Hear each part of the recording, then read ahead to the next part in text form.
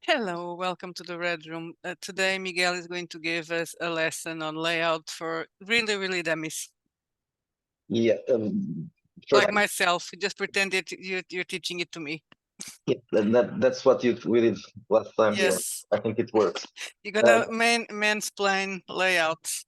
Before we start, just to say that this will be something, just tricks and not really a tutorial on how to use software for this. If you want to work with there will be no time for that. So if you want to find a tutorial, you'll find a tutorial, many of them for Affinity Publisher, which is what I use, or for any other software for doing what are the advantages of Affinity Publisher? The first one, we can start with that. Yeah, so we can compare it to InDesign, which is the most famous from Adobe. Affinity Publisher has a big advantage. It's not a subscription. You buy it. It's a one-time purchase, and it's yours. And it's not really expensive. It's about well, I'm not sure how it is right now. This is the second version of it, $50, I think. So it's not really an expensive software, and you buy it only once. Of course, there will be another version, and then you have to buy it again, but that might take years. The other one is it's probably easier to use than InDesign. I've never used InDesign, but I tried Photoshop and the Affinity version of Photoshop, which is called Photo, Affinity Photo, is easier to use than Photoshop and most other editing software for photos. So I'm assuming that Publisher is also easier. And it works. So that's enough, I think. So as I was saying, you'll find real tutorials made by people who know what they are talking about. So you can start learning how to use this. The learning curve for a publisher is not a big one. Anyway, my tips, most of them will probably can be used with other stuff because it's mostly directed to what you need to publish in the stores that are selling role-playing game stuff. So that's what I want to talk about. And now you can start. But well, what can I say first? Probably drive-through. We should be talking about drive-through first, which is not my favorite subject, of course, but it's the place that most people. That's one of the important things, and sometimes people struggle with getting exactly the definitions to match the store requirements. But it shouldn't be difficult because there's one thing that that drive-through has. That's a good thing. They have templates for at least Affinity Publisher and InDesign, maybe other stuff, but for these two they have. So you can just, I can show you where it is because I'm not a publisher there anymore. But if you have a publisher account, there's a section there where you can download stuff. Namely templates for covers and for interior. So search for it there and you'll find it. There's an advantage using drive-throughs template over Lulu, and I will show you next where you can find Lulu's templates. That's because the template that you find at drive-through, you can use it to print and to sell stuff on PDF as well at Lulu, by just adjusting one. And I'll tell you what we do next. I never tried on reverse, so I don't know if it works. Maybe it works as well, but you can try. If you aren't thinking about selling on drive-through, I can show you where you can find stuff on Lulu because that's easier to do. Okay, so this is the part in Lulu's site where they have the resources. You have several things here that you probably should take a look at. Book creation guide, ebook creation guide. That we probably don't link this. This is just too much information. Here you can find something that is also useful. Here you can find several book size templates that the most common ones.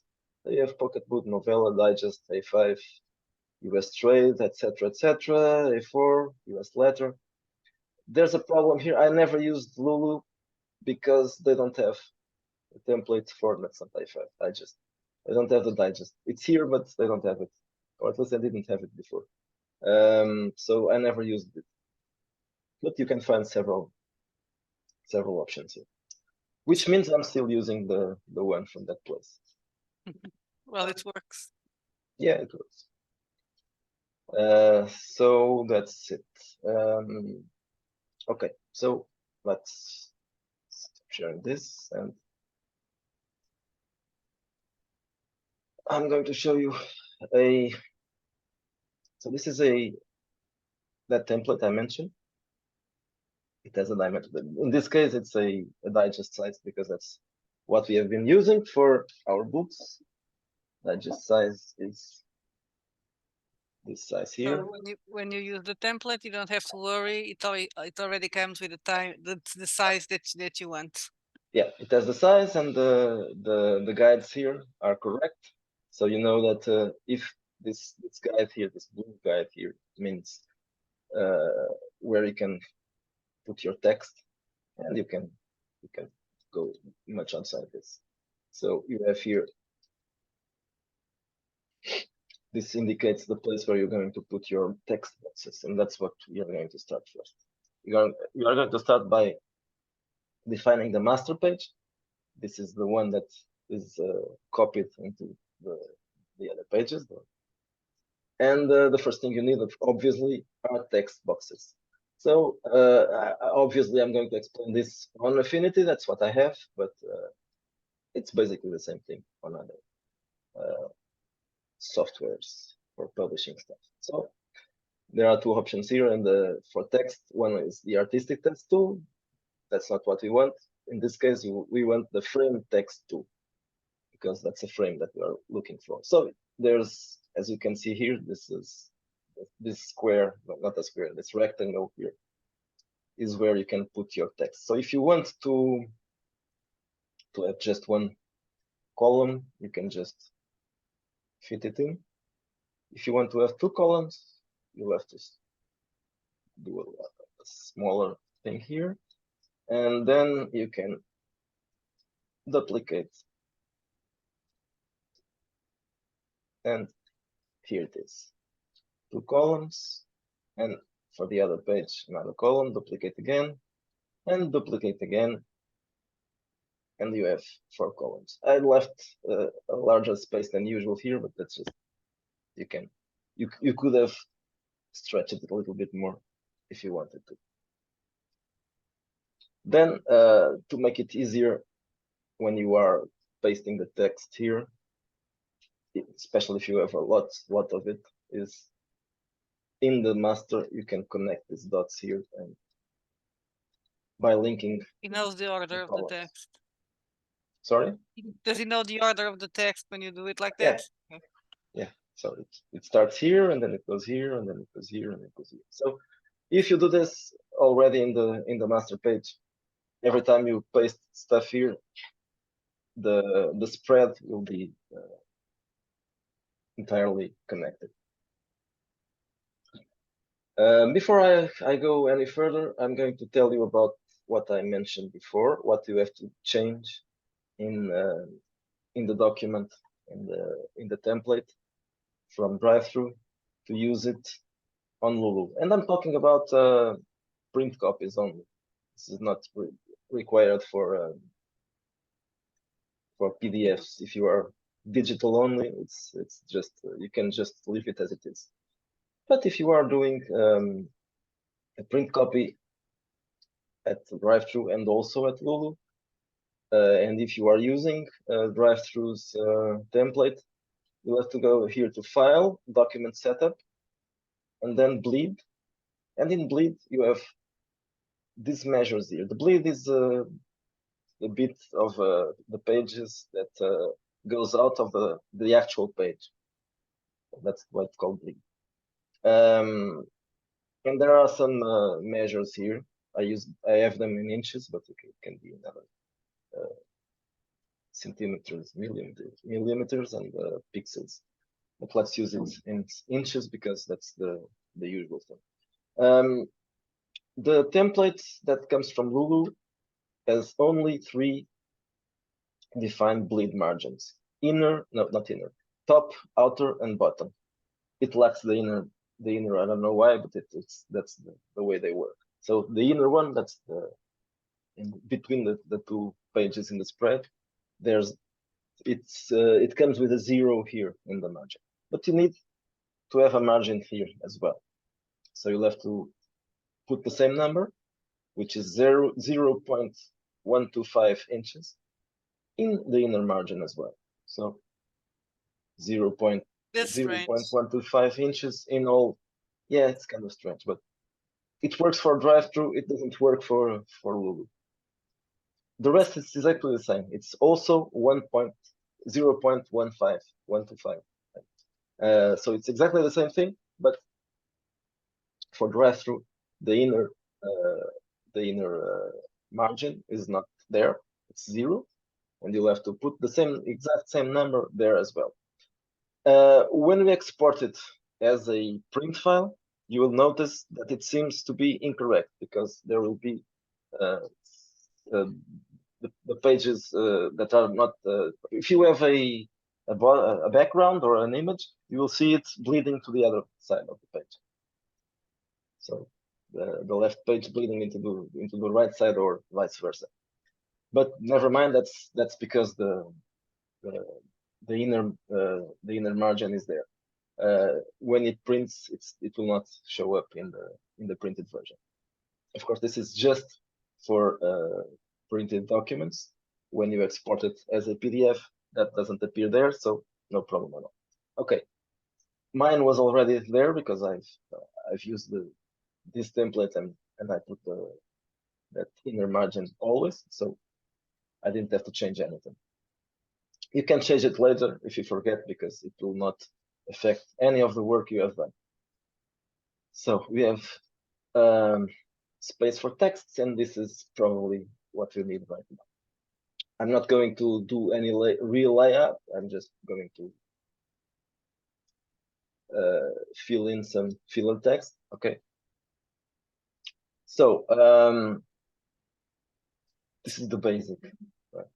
We don't have to explain anything really complicated about this. So when you want to paste the text here, you just go to edit, and you have 2 options: paste, if you want to paste it as it is, with the same formatting you had in your Word document. If you don't want to keep the same formatting, you choose paste special and the option Unicode text. In that case, it will format it. There will be no format, so it will adapt it to what is defined here, which by default it will be Arial 12 points. So that's what it is right now. Well, now I just pasted here a link for a Zoom session. We don't need it there. Okay, so changing fonts here. So if you want to change the font you have in the text, you can just select it, and you have here your options, which are the same you have in Word. It depends what you have in your font options, and you have the other options here, obviously, for bolds and all that. That's basically the same thing that you have in a word processor, common word processor. Now there's something here that you can use, which is the style, and this will make your job easier, because this will create a style if you want. So let's say you want to use your text with a font like choose one. Let's choose a Cambria. Okay, Cambria, 12 points. You want your text to be the common text will be Cambria 12 points. So you can here to style. Let's choose new style, and you do OK. And from now on, you'll have a style here that is called style, because I didn't change the name. So this will be your text. But let's say you want a title font, and let's choose the title font. Change the size here, and then you come again to style and new style. Let's call it style 1. Okay, so this will make it easier if you have a long work ahead of you. Yes. No, nothing. That's what I'm going to say. That makes it easier. You can interrupt me if you want. I can. I'm authorized. Yes, you are authorized. No, you can also add fonts, right? But it's the same way that you would add a font to Word. So no point in explaining that. Exactly the same way. Yes, you just install a font, and it's. I can tell you what I usually go to for fonts. Maybe that could be that could be useful. Okay, let's stop sharing. I'm going to look for my. So we have this one, and it's where most people go for fonts. So not really anything that's particularly. Okay, so you have this one here, font space. Remember when you are using it, this one has an option here. Let's just choose something, commercial use. So if you want to use it for a published document, remember to click here on commercial use, and it will show you only the stuff that you can use and in your own products that you're going to sell or even offer. If it's just for you, you can use any kind of font. Then there's the font, which I don't really like it because I don't like the layout for this site. That's just because I think that they mostly have the same fonts. I usually come to the font when I don't find anything on font space. This one is easier to use and find, so. But I think this one, the font, has probably more fonts than the other one. So, okay, these two are good. Okay, now let's go back to Affinity.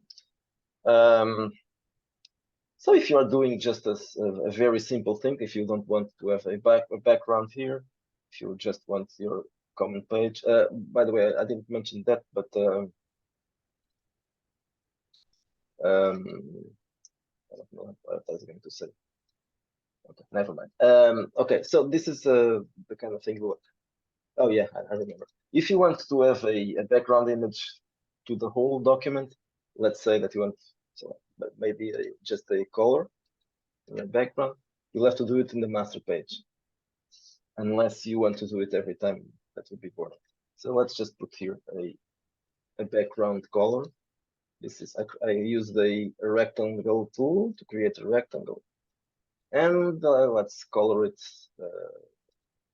something. Just show you how it is. Okay, so a very beautiful color. Obviously, if you're doing this, you probably need to fill in this place here with some other color that is easier to read over, because the green wouldn't be. So you just have to create another. Are you trying to do a layout for Markboard now? Yeah. So I'm going to create another rectangle here, but this one will be a white one. And you can duplicate it then and put it this side as well, so they are the exact same size. I forgot to extend it below as well. Okay. The guides facilitate this kind of stuff. I usually do it without taking too much into that. You can have more than one master, right? Because I've seen you do that. Yeah. So if you want to have different colored backgrounds, you can just come here or combine different styles of pages. Yeah, for example, if you want to have some pages that are not 2 column but 1 column only, or whatever you want. If it's different, you should have. And if you have a long document, you don't have to do it page by page. If you want to repeat it, you can just create different masters, and then you can insert here on the. So this is the upper one, the upper square here is the master pages. Down here is the pages that you are working. And if you select these pages here, you can apply the master or clear the master. So right now you have just one master, but you can here, if you come here, you'll find that just master A. But if you add more than one master, the other option would be here. So you could apply a different master or clear all masters. Let's clear a master on the cover because the cover usually is different things. So let's clear masters. When you clear the masters, it just disappears. And if there was some text here, it would be pushed into the next page where the master is. It will disappear. You need a master it's not to going. have Yeah. text. Without the master, there's no. It's just clean. It's a clean page that is just the margins and nothing else. Okay, so I'm going to delete this horrible thing here.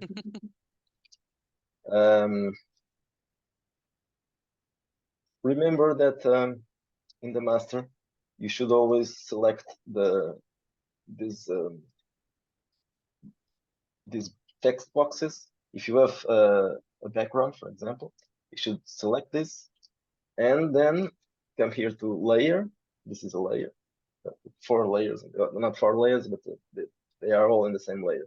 And select arrange and then move it to front, or else the text will be hidden behind the background. So that's similar to Word in PowerPoint in other apps. If you put an image, over. Yep.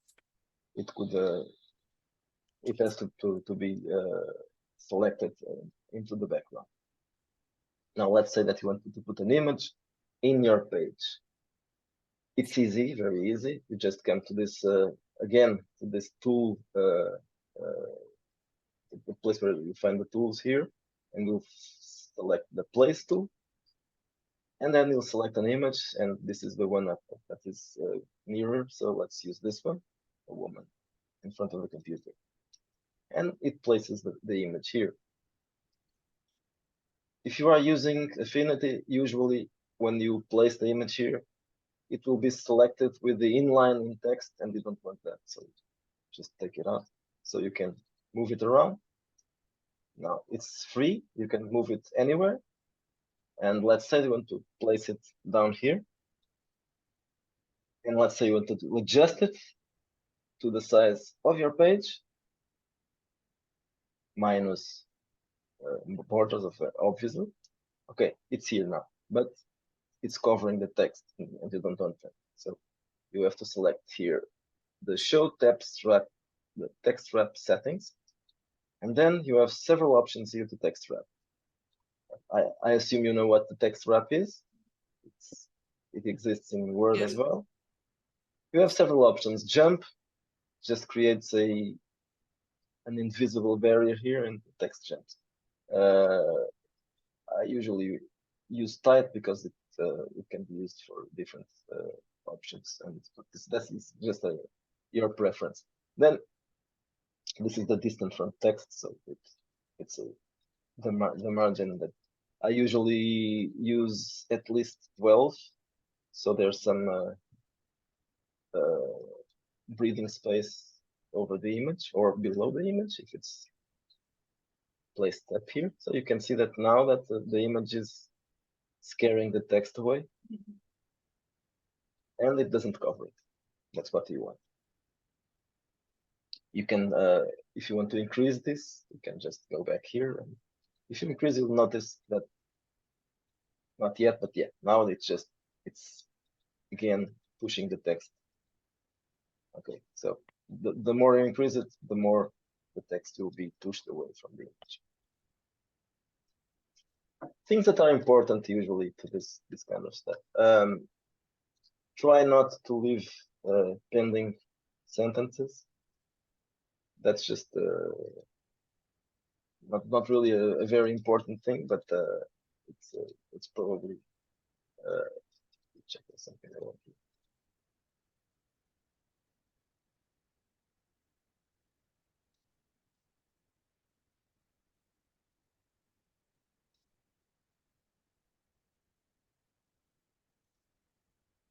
So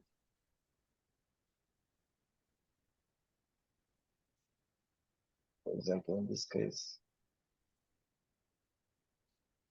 If you're not careful, you have the risk of losing some text, right, behind an image or a background.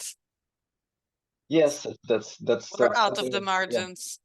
So if you are using images, be sure to always have that option on, so that the image doesn't cover the text, or you might forget that there's some text behind it if you're not reading it after all.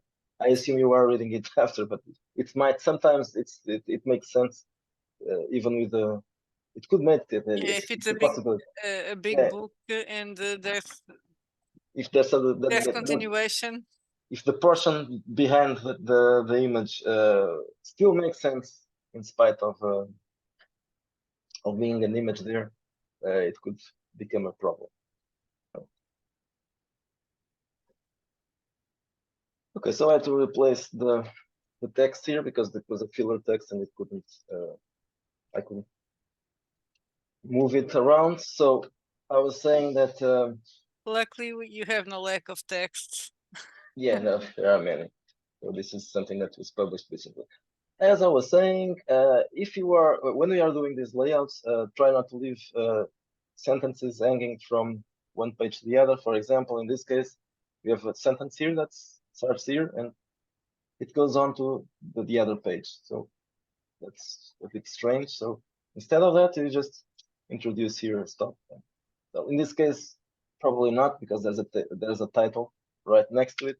So what we could do is, for example, eliminate that paragraph there, or this one here. Or if you really need some more space, then you can select all this text here, and in this right side of the screen, you have something that is you have another toolbox that has on top character, layers, and paragraph. In character, you can do some transformations like turning stuff into italics and increasing the scale of the text horizontally, vertically, and some of the kernings and some other stuff. Okay, so in this case, what you want to do would be decreasing a bit these spaces here so it could fit. And you see, you gain the line there just by decreasing it from 100% to 97%. Now you have to be careful, because if you decrease it too much or increase it too much, yeah, the size of this font will increase or decrease too much, and it will be noticeable. But if it's just a few percentile points, it can't be that much of a problem. And the reason why you created the style before is that right now you have a text here, or it's a text about a title here, or a subtitle. You can just select it and change here for style 1. Of course not. This is too big, but let's select this style here. Okay, so it's automatic. You don't have to. If you do that, you don't have to remember what kind of font that you choose before, because it's. You need to remember what was the style that you used, so you can go back and use it. Yeah, you don't have different titles. So you can just use always the same one, same style. You choose it and it stays there. Now we have 2 pages. You want to continue doing stuff, and then you'll have to create more pages. So you come here to this option here. It's called document, and then add pages. And in add pages, you select the number of pages you want to add. Let's say you want to add not 100, but 10 pages. Okay, 10 pages. They will be created below, but they aren't connected yet. So you'll have to select the text box here in this arrow down there, and you link it to the page down here, and the text flows from this box to this box. If you have more text, it will be hidden, but when you connect the last page to the first page of the next you don't have an option to connect all. You have to connect one by one. Yeah, the pages. I think there may be an option for that, but I don't use it. you don't really need it. It's probably better to do this every time. Okay, so this is the basic stuff. Of course, I'm not going to tell you much more than this. It will take a long time to explain all the tools that you have here. You have lots of tools up here. So in the file options, you have quite a lot of them, and edit and document and layer and select and all this. This is, for example, table here is something that I rarely use because I don't like the tables it creates. I usually just format them in Word and use it as it is. But so there's a lot of options here. Let's just talk a little bit about something else before I export the document. So if you purchased other programs, other software from Affinity, you'll have it up here. So let's say that you have purchased photo as well. You'll have an icon here, and this means that you can, without having to open the software, the photo software, that you can edit this image right here without having to. So you just click on the image, you select the image, and then you press here on the photo persona icon, and then this is as if you have opened the image in Affinity Photo. You can notice here that the toolboxes are not the same. These ones here as well, because this is the profile to use in Photo. And now you can do some stuff here. You can change the image. You can, for example, for people who are using, like we are using AI art, there are some tools here that will help you, especially this ones here. The in-painting brush tool, the blemish removal, the patch, the healing. So let's say that you have some shit here that you don't want to select the in-painting brush tool. Obviously, you could do some in-painting in Midjourney as well, or in Stable Diffusion. But let's say that you don't want to go there right now, and you don't like this thing here. So you just select it with the in-painting tool, and hopefully it will disappear. It did. Of course, it left some stuff behind. Sometimes it doesn't work like that, but it's good for small spots. Like, let's imagine that she doesn't have any strange spot on her face. Yeah, but if she did, you could remove if she it. did, so let's say that there was something here that you want to remove, and I'm going to remove something that it shouldn't be removed. But okay, you see, now she has a strange nose. She's a defective person. Okay, let's go back to publisher. That makes it easier to correct small stuff, and when you are pasting here the images, you will definitely find some stuff that you didn't notice before. Usually small, very small things. Okay, things that you want to ask me now about this? Nothing. I think I've asked while you were explaining. Okay, some more tools that you might think about using. The alignments for text. I usually align left. I don't really know why. I think it works. But let's say that you don't want to align left, so you select the text and then you choose align center, or align right, or justify. Well, people sometimes use justify, but there's a problem with justify. I don't like the spaces that it creates. Yes, yeah. I hate justified because of that. Of course, there are ways of so you can justify left and or justify center, or justify right, or justify all, which is ugly. So align left is usually my way of solving that one. Let me think if there's something here that you, well, so for example, something that this is just a simple tool. This is the preview mode when you are finished with this part of the document and you want to take a look at it. It will take all these guidelines around, and it's easier because this is what you'll see when you export the document, either for PDF or for print version.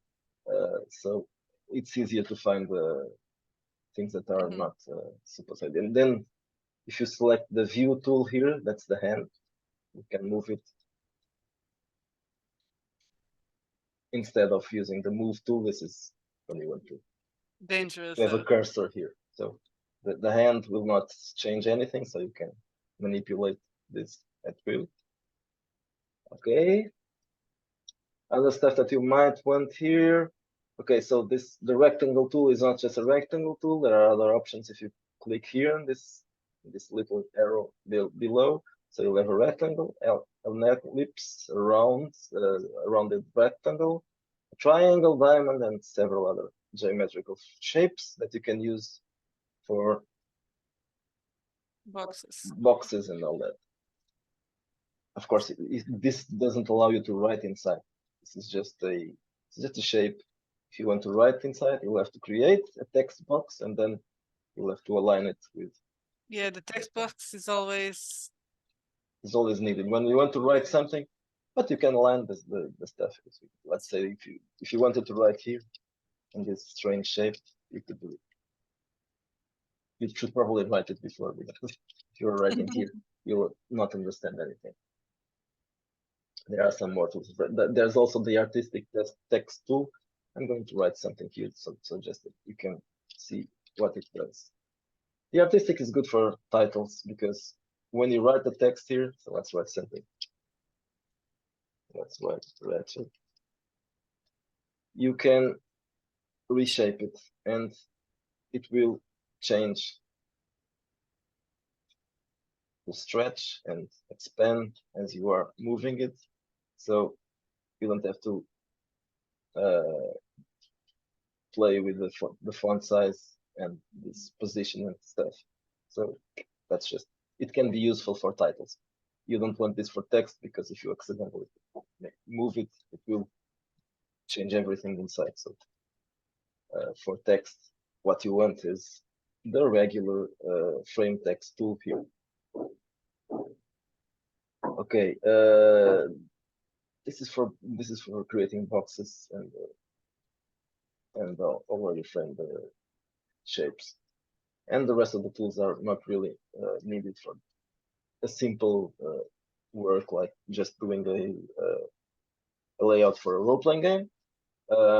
As I said before, there's a table option here where you can select the number of columns and rows, add columns and rows. So that's something that is, as I said, I don't use it because I like the shape of a not really a table, but just a line text. But if you want to use it, it's easy, and you have to write it here. You can just paste, because it creates a new table. So you have to write the contents in this document. You can zoom in here, and you can.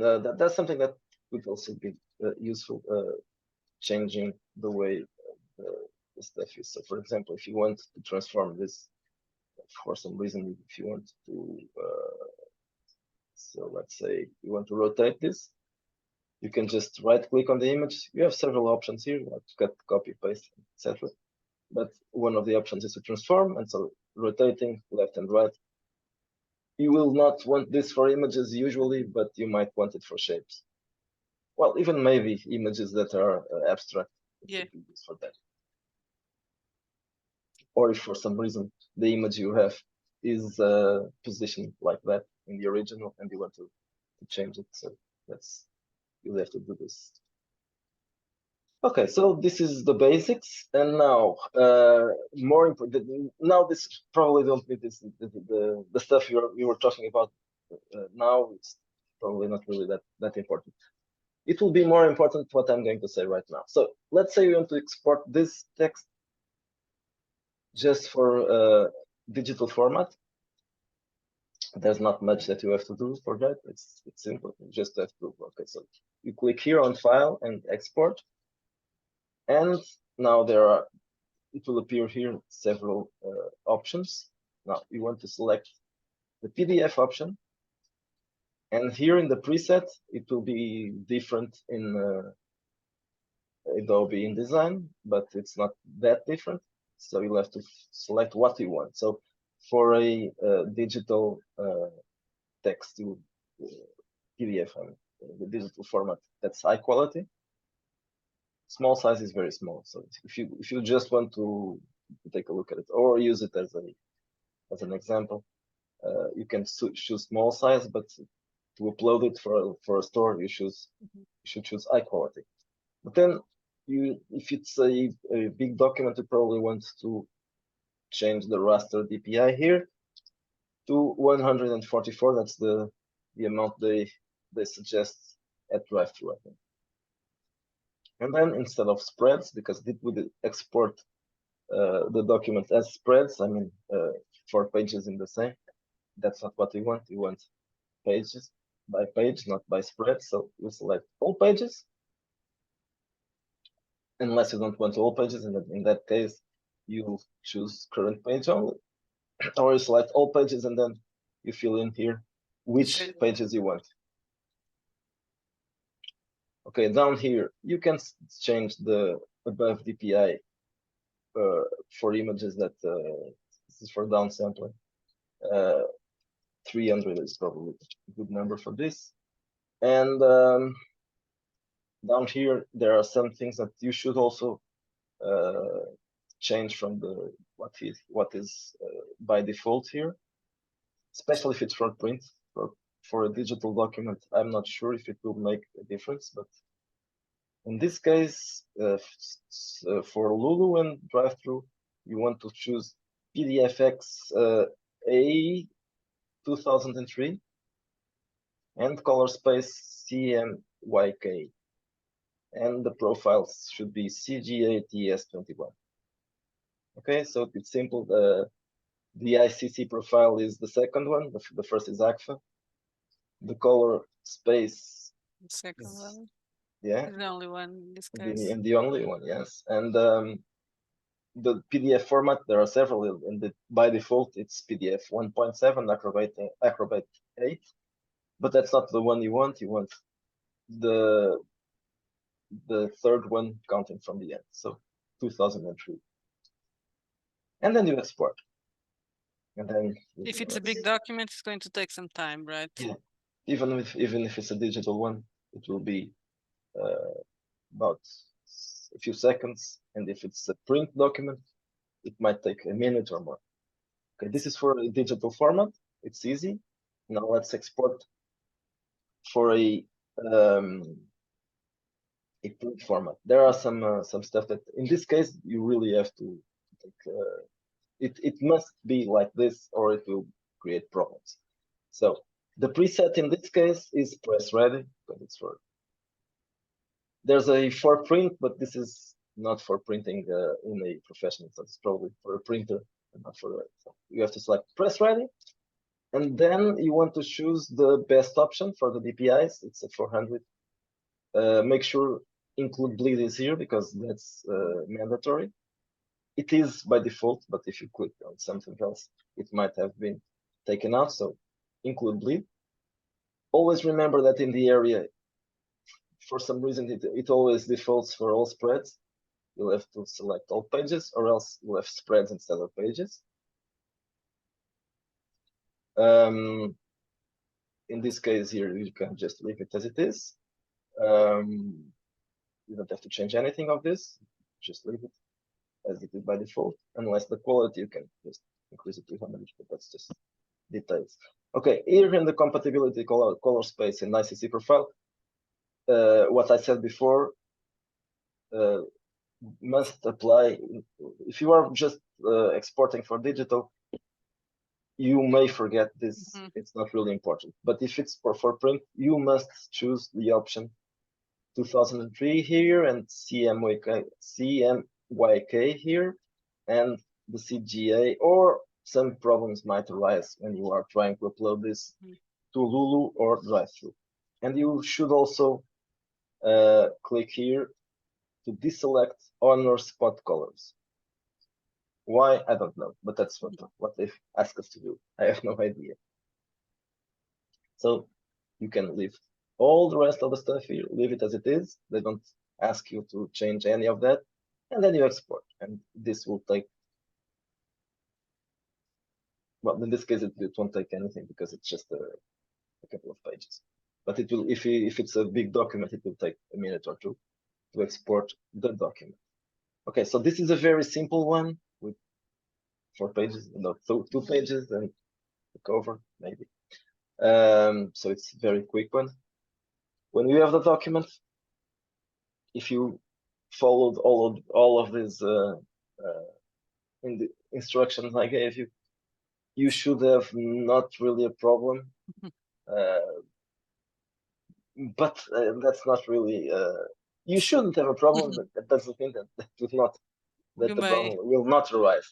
But these tricks I mentioned, so the inside bleed, if you are using the drive-through template, if you are not using any template, if you are creating from zero, be sure to come here and to file and then to document setup, and then choose bleed. And here in bleed, you'll have to choose 0.125 inches in every option. This is very important for printing, or else it will refuse straight away. And in the margins, you'll also have to check it out, because I never look at it because I'm using templates. But in that case, if you are creating it from scratch, you have to find what the margins they want, because that will be a problem as well. The margins have to exist as well, or it will tell you that, even though that might not be true in every case, some of those stores might not have a problem with margins, but if you are printing it, it might be a problem for you, because it will be printing out of the paper, or just too close to the margin, and you don't want that to happen. Yeah. So the take care about the selection of those bleed areas.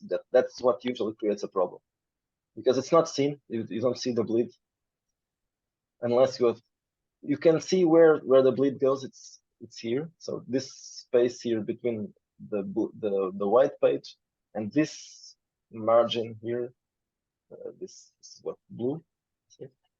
This is the bleed area. So you should, if you are printing, you should have something. If you have a white margin, you don't have to worry about that, because it will just bleed this with white. So it's not a problem. But if you have something behind, so like before, when we had created a nice screen, a background. So if you have a background, and let's say the background is black. Let's go back here. Let's say that, okay, let's say you created a black background, but you didn't extend it to the bleed margin. So you can see here the black color from this rectangle ends at the end of the page, but this bleed margin here is not covered. So what does it happen when you upload this document to Lulu or Drive-Thru? It will fill in this place here with white. And then we'll have 2 margins. You have a black margin, and then you have an extra white margin that might show up or not. It depends on the printer. But so you don't want that to happen. So when you have a background image, you'll or not necessarily a background image. If you have a photo, something that comes up to the margin, you'll have to extend it up to the bleed area to cover it, or else it might not be okay when you print it. And then when you export it, you'll have to remember to follow those steps I mentioned. The preset, this one isn't really necessary, but you should use the presets that they give you, because they probably achieve the best results. The spreads always change it for pages, and down here, PDFX 1A 2003, color space should be CM, YK, and ICC profile should be CGA, TS21, etc., etc. And for Lulu, at least, you should not have honor spot colors selected. Okay, this is a very basic explanation of this, but it should cover the most important things about uploading stuff to Drive-Thru. I'm ready to do a layout. Yes, you are. Of course you are. Besides this, watch a tutorial that explains you the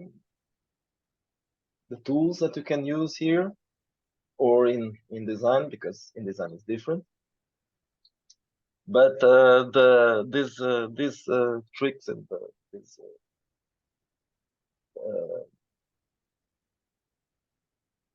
mandatory stuff are the same for any kind of software that you are using. The size of the margins, the name of those, the name of the preset will probably change from software to software, but the other choices will be the same, and you'll have to use what it is, because that's demanded by both Lulu and Drive-Thru. Naturally, if you are using a digital format, it will be easier because most of them are accepted, even at the Word doc, so it's not really a very big problem. Okay, if you have any questions, you can use the comment area to ask about it, and if I missed something here, or if I explain anything, something adequately, you can ask, and I will explain it better, or try to explain it better, or tell you to go somewhere else to find an explanation, because as I said before, I'm not an expert in this. I'm just doing my thing, and my thing doesn't cover your thing, obviously, except these little tricks that can be applied for everybody. So I think it's all for today, and maybe we can do this again some other time. Okay, bye-bye. Bye-bye.